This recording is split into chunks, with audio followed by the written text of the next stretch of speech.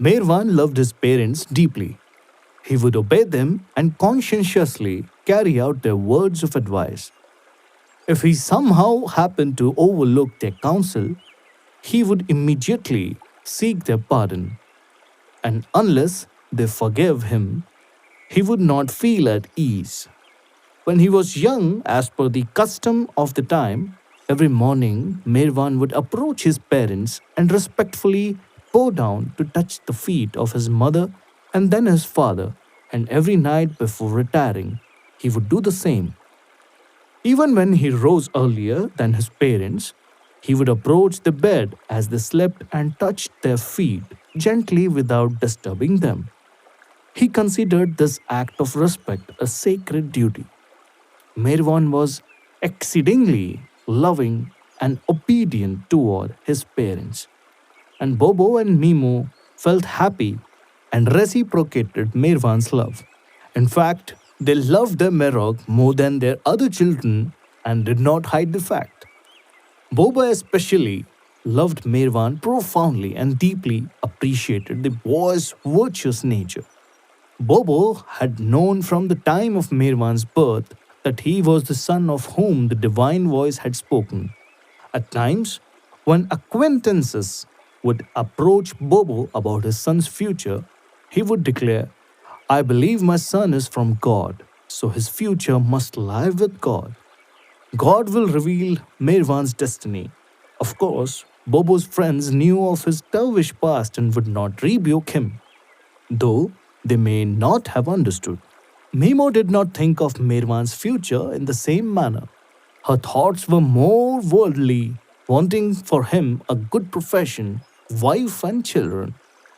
Merwan's temperament was mild yet straightforward.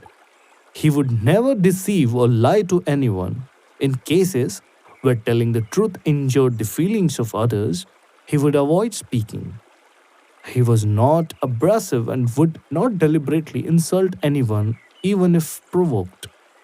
As Bailey pointed out, his unique characteristic was that he always kept his troubles to himself, even with his parents. Imperceptibly, every action of Merwan's from his childhood echoed and amplified the notes of the divine song that were resounding in him. The gait of his swift, graceful stride, like that of a deer, some said, was in itself a reverberating, contagious rhythm, an alluring dance of his spirit's quick tempo. Mirwan's cheerful companionship spread joy and delight every moment, dispelling any sadness others felt. Laughter and joy were always visible on his beautiful and attractive face, wrote Billy. Besides, it is impossible to express in words the magical charm in his Madhbhari Mastan, intoxicating eyes. Mirwan stole the hearts and minds of everyone in their very first visit by his strong, short statured body, broad shoulders, and loving melodious voice. Those who knew Mirwan at that time have described him as someone who was generous to the poor and compassionate to the downtrodden, a boy of good moral conduct, a good student, a good sportsman, and a respectful son, a model child, an excellent singer, an idealist, a lover of poetry, a possessor of a gifted mind, a pragmatist, and above all, soft hearted. He was admired by many, but the chief reason for each one's attraction, unbeknownst to any except his father, was the reverberation within him of the song, which underscored everything Mirwan said or did. Age observed from his birth, this boy was quite different from others. In the eyes of the world, Mirwan appeared normal, yet whoever met him felt a luminosity not of this world. How could Mirwan be regarded as a normal person? Perfection was personified in him, yet he himself was still unconscious of it. Mirwan's purity of character, in particular, had an effect on his friends, as Bailey noted. From Mirwan's childhood, his actions and thoughts were so pure that everyone around him would get such feelings continuously in his presence. Young children, howsoever disrespectful and misbehaving they may be otherwise, would naturally behave well and respectfully in his presence. Even I, being one of the bad boys, would always give full respect and never dare to utter a single bad word in his presence. Although a cheerful and lively atmosphere was always maintained around Merwan through laughter, fun, and jokes, etc., it was of an innocent nature. If by mistake or unconscious action someone were to utter any bad words or use foul language in his presence, he would very sternly warn them in such a manner that the concerned person would not dare to repeat such behavior. As mentioned, Bailey's older brother Homie took every opportunity to tease and torment young Mirwan. Consequently, Homie and Bailey would often fight. Bailey also had a tempestuous nature. Sometimes, in defense of his friendship with Mirwan, Bailey injured others by word or deed. If they complained to Merwan, Bailey was furious because he could not bear a word of reprimand from his best friend. Yet, if others criticized Bailey for his shortcomings, he did not pay attention to them. Bailey himself wondered why he became so submissive to Merwan. It bothered him, and on different occasions he would confront Merwan on this point. But no sooner did he stand before Mirwan than his resolve would disappear. Mimo did not like Bailey, thinking him to be a bad influence. She would scold Mirwan, "That boy is no good. The sooner you give up his company, the better. Stop seeing him. I don't want him to come to this house." Mirwan, in this instance, did not care what his mother said. He would patiently bear her abusive words. It became a daily exchange of words between mother and son. Since Mirwan and Bailey maintained their friendship, Bailey was unaware of the situation until Jamshed told him privately about it. Although Mirwan tolerated his mother's constant scolding, Bailey could not bear to see his best friend in trouble with his mother. Bailey met with Mirwan and expressed his intention to end their friendship. But Mirwan was displeased and said, "If this is the reason for your breaking of our friendship, then you will be proving your own weakness by doing so. If you want to break our friendship, then go. I cannot stop you from what you think. But remember, we part as friends. I was your friend, and I shall always be your friend. In the future, if the occasion arises for you to want to see me, if need be, I shall come and meet you. Just send word through Jamshed or anyone else." Bailey replied, "It is your goodness to express such words, Mirwan. But don't you understand why I have decided to sacrifice our friendship? Of course, I understand that you're sacrificing yourself. But you have no idea what a sacrifice I'm making by allowing you to break our friendship. You want to save me from the tongue lashings of my mother? But you do not care how deeply your words strike me. You have hurt me by breaking our friendship." The two boys then made amends and kept their friendship. It was arranged, however, that to keep peace at Mirwan's home, they would meet secretly so as not to draw the notice of Mimo's spies, especially Mirwan's younger brother, Jal. During this period, Mirwan's family was residing behind his father's tea shop. Since Bailey had to rise early to fetch milk for his household, he would first meet Mirwan surreptitiously, then attend to his errands. He would ride to Mirwan's house and ring his bicycle bell. Hearing it, Mirwan would immediately come out and they would converse quietly. Everyone in the house was still asleep at this early hour, except for Bobo, who would be working to open the tea shop. However, Sheriarji did not mind the boys meeting. Mirwan would already be up and bathed by the time Bailey arrived. He was an early riser and would be chanting his morning Persian prayers. Bailey was captivated by Mirwan's beautiful voice, and he always made sure he was early so that he would be able to hear Mirwan sing. He never forgot the sound of that singing. The melodious sounds of his prayers would strike my eardrums from long distance. Bailey recollected it would create unique waves in my soul. As I drew nearer and nearer, the sounds would create more and more uncommon experiences in my heart. The boys also walked together to school. Bailey continues, I would be waiting eagerly outside my house, and Mirvan would come and fetch me, and we would go to school together. Of course, other boys too would join us on the way, and we would have a good time joking, merrymaking, etc. In the evening, also Merwan and I would return together. If ever Merwan was late in evening, I would wait for him. And if I was late due to punishment by about half an hour to an hour, Merwan would be waiting for me. With care, he would ask me the reason for the punishment and would give me sound advice. At such times, I would bow my head in shame and listen to what he had to say without uttering a single word. After tea and snacks in the evening, we would spend the time together in the company of other boys playing at the gymkhana, the club in the school's compound, or at Bhoot Maidan. Before dusk, we would all return home. If at times I would not listen to anyone at home or behave stubbornly, insisting on my way, show anger, arrogance, or become quarrelsome, my mother would somehow manage to send a message to Mirvan secretly without my knowing and complain to him about me. I had to listen to Mirvan's advice with lowered head and soften my behavior with all in the family.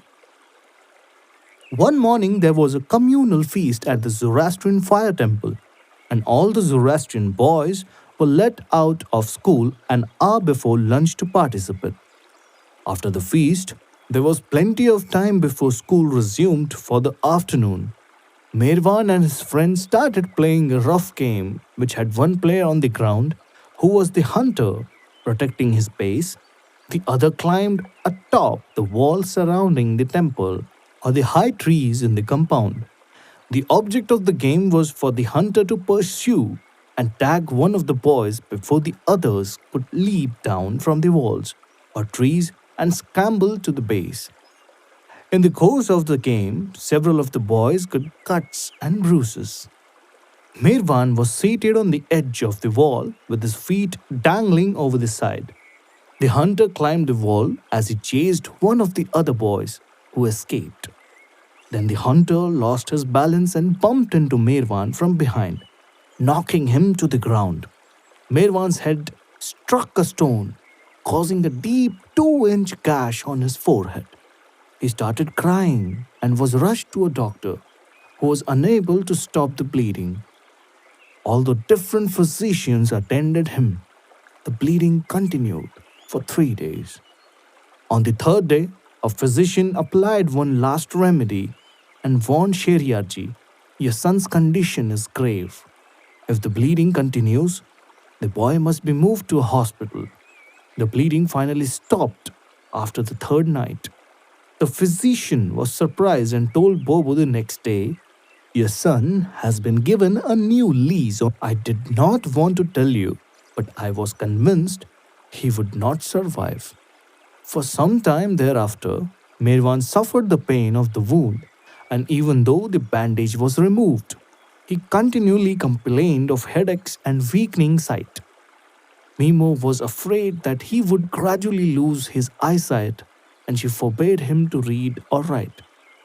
Finally, after 3 months, the headaches went away and Mirwan's vision returned to normal. The boy who had accidentally knocked Mirwan off the wall was Jal Dinshaw Nicholson. Mirwan and Jal Nicholson had a high regard for each other. When Mirwan saw him after he had recovered, he shook Jal's hand and showed him the gash, indicating that he was not to blame for what had happened. Jal was a brilliant student who later attended the same college as Merwan.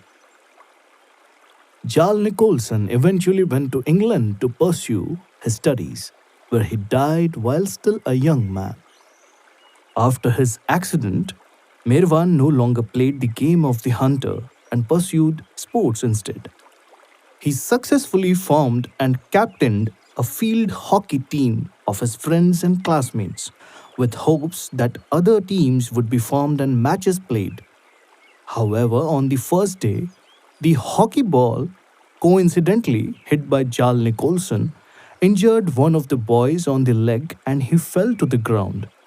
Merwan took the injured player to be treated. He felt personally responsible because this particular boy had been told by his elder brother, a lawyer, not to join the team. Merwan had prevailed on his friend to play that day when the brother was out of town. After he was injured, Merwan explained the situation to the brother, who forgave them. That was the first and last day of the field hockey team. Merwan was not discouraged and next formed a soccer team. He received financial support from a good friend whose father was a leading merchant. Soccer practice went well for some time, but one day, the same wealthy friend, who was acting as a goalie, tried to catch the ball and badly injured his finger. Merwan wrapped his finger in a wet cloth and took him to a nearby Christian doctor who treated the injury. Then he escorted the boy home. After this incident, the soccer team was also disbanded, and Merwan decided not to form any other teams. One of Merwan's neighborhood friends, Khodu Irani, was also a student in the Pune camp school. Khodu was a husky athlete who enjoyed Merwan's company, even though he was a few years older than Merwan. One evening, Merwan, his brother Jamshed, and a group of boys were playing in the lane near their house. Jamshed and Khodu started quarreling and ended by wrestling on the ground. Khodu, who had the better of Jamshed, slapped him angrily and then ran off. Merwan had tried his best to prevent them from coming to blows, but Jamshed had a bad temper and would not listen. Khodu mistakenly thought Merwan had been taking his brother's side and in anger had landed the first blow. As Khodu ran away, he turned to look back. Merwan, seeing this, picked up a stone and throwing it struck Khodu directly in the genitals. Khodu fell down crying in pain. Both Merwan and Jamshed were alarmed, and Jamshed ran into the house to inform their mother, leaving Merwan to aid Khodu. Fortunately, upon Merwan's inquiry, Khodu told him that the injury was not serious and that there was nothing to worry about. Both then explained their point of view, afterward shaking hands and remaining friends. Usually, whenever quarrels arose among the boys, Merwan was the one who would pacify both sides and re establish a feeling of amity. He did this in such a manner that all concerned would then forget about the dispute. Another of Merwan's close friends was a Christian boy named Louis Vegas, who was also strong and a good athlete. Louis was very fond of Merwan and, like Belly, was fiercely loyal to him. Louis had a courageous spirit and was generous and kind. He feared no one, not even the older boys. Louis had little interest in his studies, but because he was intelligent, he would always manage to pass his courses. He was quick witted, humorous, and had much fun with Merwan. One day, a fight broke out between two Irani boys. Merwan tried to stop them from slugging each other, but the two boys were so angry he could not prevent the feast fight. As they rolled on the ground fighting, Louis yelled, "Are you going to listen to Merwan or not? Otherwise, I will knock both your blocks off." Frightened by Louis' threat, the boys stopped fighting, though they were still seething within. Then, in his soothing fashion, as only he could do, Merwan prevailed upon them to forgive each other and be friends again. The boys embraced, and their mutual adolescent anger and bitterness subsided. As mentioned, many of the boys would often come to Merwan to settle any dispute. If, despite Merwan's attempts to defuse the situation, they kept fighting, Merwan would summon two larger boys who were muscular wrestlers as his enforcers. Usually, the threat to call in these enforcers was enough to stop the boys from fighting. Baba himself narrated this story to the author. Mirwan developed a large circle of friends and acquaintances. He was neither an elitist nor did he pay importance to the respect given to him, even though older boys in the upper classes also esteemed him. In some ways, Mirwan was even then venerated.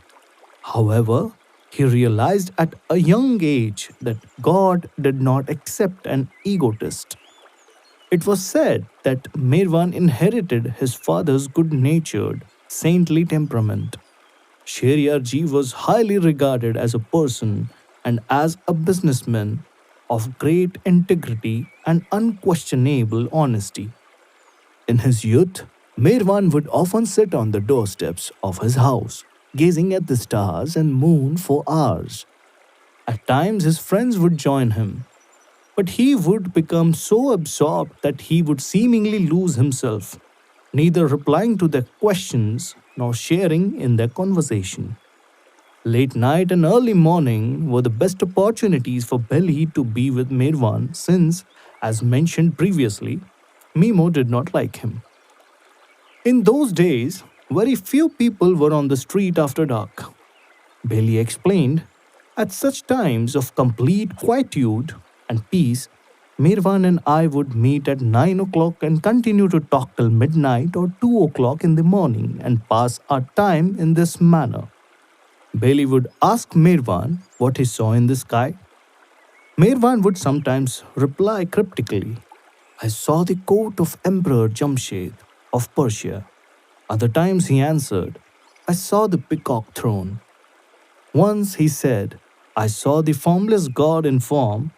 After these comments, he would laugh, and Bailey would be annoyed, thinking Mirvan was not being entirely candid. Bailey recorded, during such times, Mirvan would tell me about God, his creation, the laws of nature, and its importance. At times, he would speak about the spiritual status of saints, Mahatmas, and their miracles, and at other times about the profoundness and greatness of the Zoroastrian religion and the important tenets of other religions. He would explain all this to me with simplicity and beauty. But I had absolutely no interest in all such matters. I would interject with a few hers now and then, and I would ask him an occasional question just to please him. During one such meeting, Mirvan kept straining his eyes, staring intently at a spot on the moon, and he pointed out the image of Zoroaster standing in front of a brightly lit sacred fire. I joked, if you continue to stare at the moon like this, one day you will land yourself in Yeravada madhouse. Mirvan responded immediately, Belly, this world is also a madhouse. Swami Vivekananda has said the same thing and it is true. The whole world is a lunatic asylum. Some are mad after money, some after fame, etc. So I too am mad, but this type of madness is different, better than any other. It is the highest and best type of madness. Mirvan was not superstitious, except at an early age about cats due to his grandmother's influence, and often spoke to Belly of spirits and ghosts. He told Belly, not all spirits are evil, some are in fact quite good. Such good spirits, however, are few in number and can only be seen by those who scrupulously follow the tenets of their religion. Only the pious see these spirits. Merwan then described Sheriarji's experience to his friend. When my father was a boy, he was the caretaker of the Tower of Silence in his hometown in Persia. Bobo told me he used to see many spirits while he guarded the dead. Their presence was a common sight to my father, and he was not at all afraid of them and was never harmed by them. He told me that in their spirit form, the good ones looked just like humans. The bad ones looked like humans also, but with their feet reversed. The heels are in front of the legs, with the toes at the back. Bobo also told me that departed souls and spirits gathered at the Tower of Silence and held meetings at night. One day, when Merwan was 12 years old, eager to observe one of the spirit sessions and to prove the truth of his father's tales, he told his friend about his plan to visit the Pune Tower of Silence at night. Belly was thrilled with Merwan's idea, since he too was curious and fascinated by the spirits. He confidently declared himself not afraid of anyone or anything. Belly suggested they choose a night when the moon was full, but Merwan disagreed, arguing that a dark night was better. They fixed a date and Merwan said, Belly, I want you to promise me that you will do as I tell you. I don't want any of your daredevilry. Belly promised. One moonless night, the two boys slipped out of their houses to make their way in the dark to the last resting place of Zoroastrians. The Tower of Silence was situated on a hill 2 miles from the city. Even during the daytime, it presented a haunting and forbidding appearance. Surrounding the stone walls was a forested area. It was about midnight by the time they arrived at the tower compound, but Mirwan showed no fear. Before they entered the compound, Mirwan said, Belly, I must again insist that you promise that whatever happens, we both stick together. We have to keep silent as we climb the tower steps, and we must not turn back for home without first offering our obeisance there. We will say our prayers and then return. Again, Belly promised. Mirvan continued, I want you to promise that whatever spirits we see, we will remain silent so we don't draw anyone's attention to us. When we climb the steps, pray the whole way. Bailey agreed, though he knew only 2 or 3 short prayers from the Avesta, Zoroastrian scriptures, and was starting to feel dubious. But Merwan reminded him of his promise and they started toward the tower. The moment the tower was in sight, Merwan kneeled, placed his head on the ground, and offered his prayer. He remained like that for quite a while, and Bailey imitated him. The caretakers of the place had left. The boys saw no one around. They heard no voices. But there was the distant barking of dogs and foxes, and the fluttering of the vulture's wings nearby. Slowly but surely, the dreadful silence and solemnity of the place had its effect on Belly. Shivers passed up and down his spine, and he implored Mirwan to go back home. What's the matter? Mirwan asked. Why should we go back? We have come this far, let's see what is here. But I am beginning to feel that perhaps this was not such a good idea. Bailey's voice quivered. Mirwan was annoyed and replied, Why aren't you wearing bangles? Be a man. Come, I will lead. Stay near me. There is nothing to be afraid of. They walked farther and came to the door of the tower through which the corpses were taken. No one except the Zoroastrian priests was allowed to enter.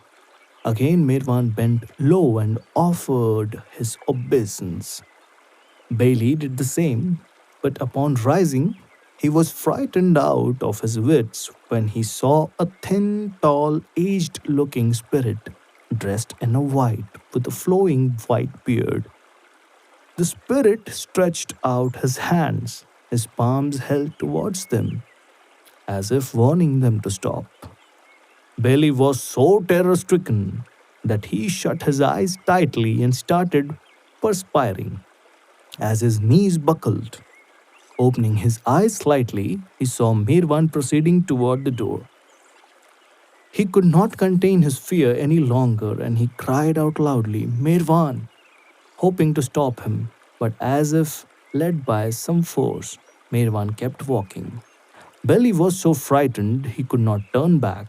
He ran to Merwan, clutched the side of his coat, and pleaded with him to leave. Merwan halted and Bailey again beseeched him. Let's not go any farther. But Merwan was obstinate. No, let's go on. In a weak voice, Bailey spoke. Whatever may happen, Merwan, I am not prepared to take another step. You must come back with me. But why? Asked Merwan. Why are you trying to stop me?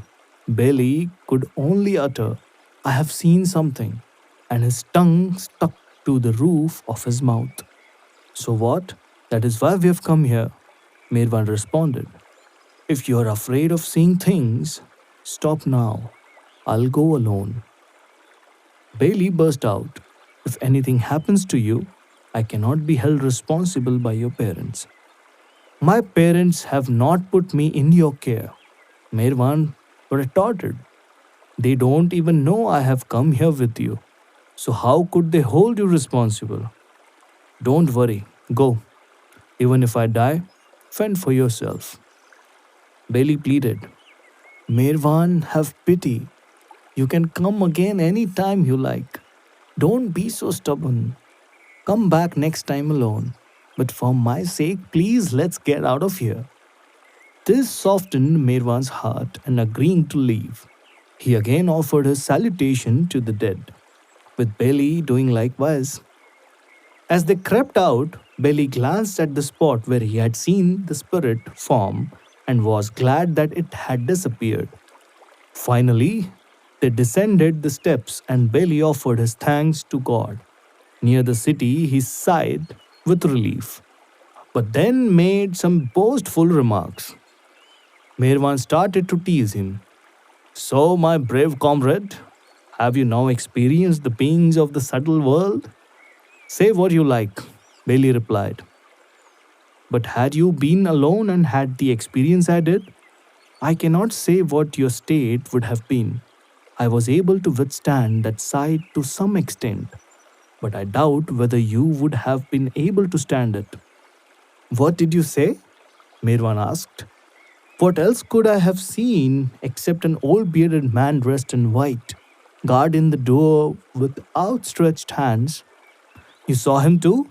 Belly asked, his heart palpitating. I believe so, Belly, but now I cannot be sure. Mirwan teased.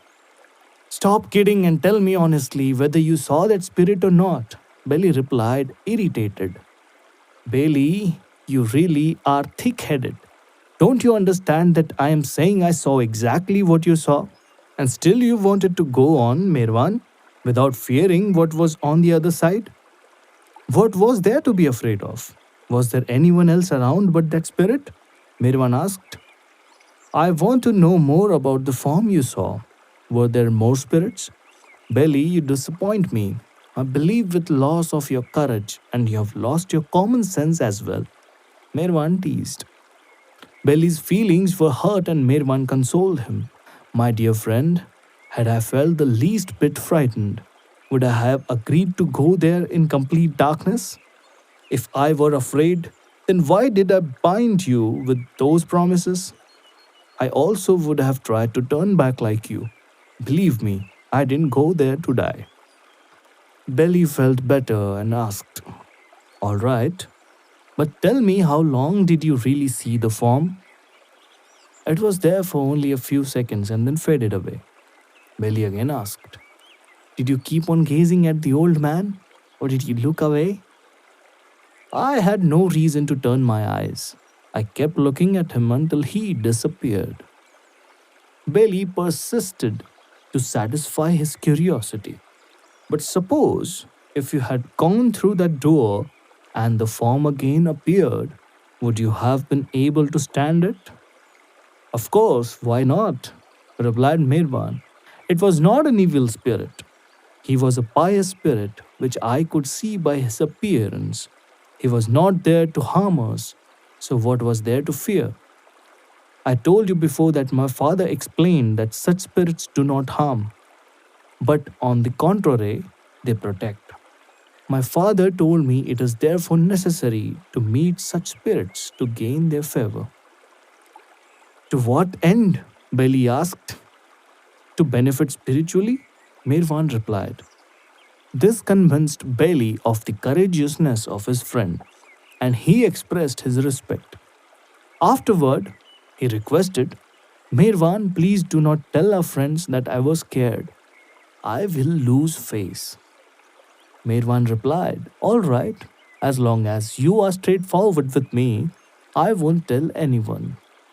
The clock of the nearby Lal Devi Red Synagogue struck two as the boys parted company. They had spent about 3 hours wandering in the night. Although this was Bailey's first and last visit to the tower at night, he later found out that Mirvan had been a frequent visitor there before this incident. As if drawn by some strange force, Mirvan would often go to the Tower of Silence from about 10 until midnight. After the experience with Bailey, he continued to go there alone to sit for several hours. It is said that he saw many other good and pious spirits, thus gathering experiences similar to his father's. Mirvan had always been drawn to solitary places and derived such profound peace from these hours alone that at times he would joyously sing to himself.